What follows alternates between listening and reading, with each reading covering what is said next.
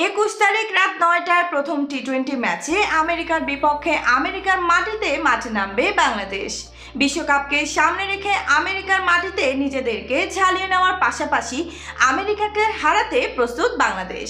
তাহলে চলুন দেখে নেওয়া যাক আমেরিকার বিপক্ষে প্রথম টি-20 ম্যাচে বাংলাদেশের একাদশে জায়গা পাচ্ছে কারা।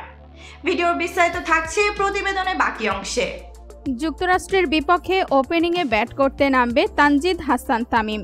ব্যাট হাতে ছন্দে থাকা এই ব্যাটার বিশ্বকাপের মূল মঞ্চে নামার আগে নিজেকে আরও কঠিনভাবে ঝালিয়ে নিতে প্রস্তুত।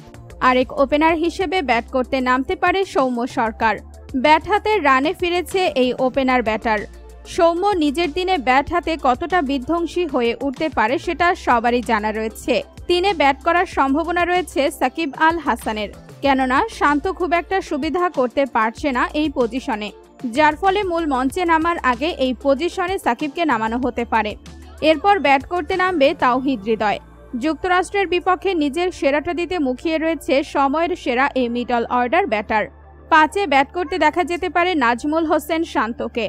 ব্যাট হাতে ছন্দে না থাকলেও যে কোনো সময় রানে ফিরতে পারেন তিনি। এরপর ব্যাট করতে নামবে জাকের আলী। বিশ্বকাপের আগে নিজেকে কঠিনভাবে প্রস্তুত করার সুযোগ পাচ্ছেন তিনি, তার থেকে সেরাটা আশা করছে ক্রিকেট সমর্থকরা। সাথে ব্যাট করতে নামবে মাহমুদুল্লাহ। অভিজ্ঞ এই ব্যাটার ফিনিশার মোমেন্টের জন্য বাংলাদেশের সবচেয়ে শক্তিশালী অস্ত্র। দ্রুত গতিতে রান তুলে দলকে এনে দিতে পারে বড় সংগ্রহ। স্পিনার হিসেবে থাকবে রিশাদ হোসেন। এই লেগ স্পিনার নিজের সেরাটা দিতে মরিয়া হয়ে রয়েছে। সেই সাথে ব্যাট হাতেও প্রতিপক্ষকে টালমাটাল করে দিতে পারে রিশাদ। পেস বোলার হিসেবে একাদশে দেখা যাবে মুস্তাফিজ, তানজিম, সাকিব এবং শরীফুল ইসলামকে। ইনজুরির কারণে এই ম্যাচে মাঠে নামার সম্ভাবনা নেই তাসকিন আহমেদের।